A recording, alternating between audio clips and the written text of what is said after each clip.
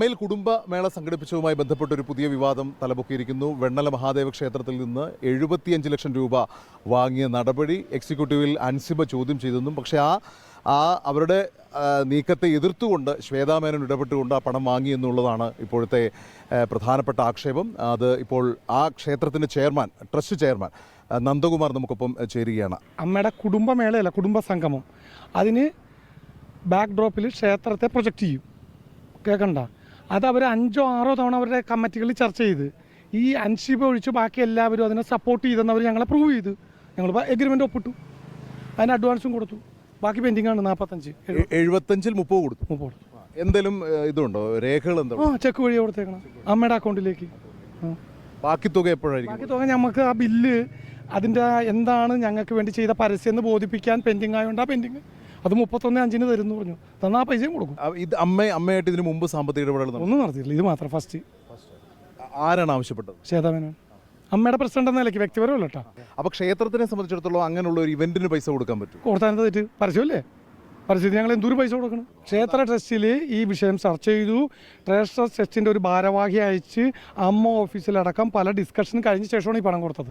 ഇവർ പ്രപ്പോസൽ വന്നു, കൊള്ളാമെന്ന് തോന്നി കൊടുത്തു, അത്രയേ ഉള്ളൂ. ഭാവിയിൽ അതിനകത്ത് ഞാൻ പറഞ്ഞില്ലേ, ഭാവിയിൽ ചിലപ്പോൾ അത് ഉപകാരപ്പെടും. കാരണം അമ്മ പോലെയുള്ളൊരു സ്ഥാപനം, അതായത് ഇപ്പോഴത്തെ നിലയ്ക്ക് ക്ഷേത്രങ്ങളെ പ്രൊജക്റ്റ് ചെയ്ത് കൊണ്ടുവന്നാലേ ആകർഷിക്കാൻ പറ്റൂ. ഭക്തി കുറഞ്ഞു തുടങ്ങി. അപ്പോൾ ഭക്തിക്ക് ആക്കം കൂട്ടണമെങ്കിൽ കുറേ പരസ്യങ്ങൾ വേണം, മനസ്സിലായ? അൻസിബയും ഈ ക്ഷേത്ര ട്രസ്റ്റിൻ്റെ എന്തെങ്കിലും തരത്തിലുള്ള ആനുകൂല്യങ്ങൾ 2008-ലും 2018-ലും അൻസിബ അവിടുത്തെ പരിപാടികളിൽ പങ്കെടുത്തിട്ടുണ്ട്. അവിടെ വന്ന പരിപാടിക്കാരോട് ആരോടും നമ്മൾ ഫ്രീ ആയിട്ട് ആരെയും ഞങ്ങൾ വിളിക്കാറില്ല. പിന്നെ പ്രത്യേകിച്ച് സിനിമാ താരങ്ങൾ ഫ്രീ വരില്ല. സുരേഷ് ഗോപി വന്നിട്ട് സുരേഷ് ഗോപിയുടെ ചാരിറ്റി എല്ലാം കൂടി 10 ലക്ഷം രൂപ കൊടുത്ത് മേടിച്ചിട്ടുണ്ട്. ചാരിറ്റിയിൽ അക്കൗണ്ടിലാട്ടോ മേടിച്ചാൽ.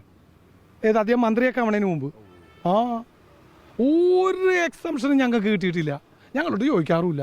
അവിടെ കളക്ഷൻ വരും, അല്ലെങ്കിൽ എവിടെന്നെങ്കിലുമൊക്കെ ഡൊണേഷൻ അക്കൗണ്ടിലാണ്ട വന്ന. അതുകൊണ്ട് ഒന്നും വ്യക്തിപരമല്ല.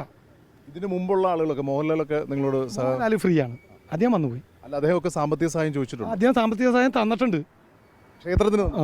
അമ്മയ്ക്ക് വേണ്ടി ചോദിച്ചിട്ടുണ്ട്? ഇല്ല, അദ്ദേഹം ഒരു ഉത്സവത്തിന് 2 തവണയായിട്ട് അക്കൗണ്ടിൽ തന്നിട്ടുണ്ട്, 1 വർഷങ്ങൾക്ക് മുമ്പ്. അപ്പോൾ അമ്മയുമായുള്ള സഹകരണം തുടരുമെന്നും ബാക്കി പണം നൽകും എന്നുമാണ് നന്ദകുമാർ ഇപ്പോൾ വ്യക്തമാക്കിയിരിക്കുന്നത്. ഈ വിവാദത്തിൽ നിന്ന് എന്തായാലും വെണ്ണല ക്ഷേത്രം പിന്നോട്ടില്ല എന്ന് അദ്ദേഹം വ്യക്തമാക്കുന്നു. ദില്ലിയിൽ നിന്ന് അനന്തു പ്രഭയ്ക്കൊപ്പം ബിനുരാജ്, ഏഷ്യാനെറ്റ്.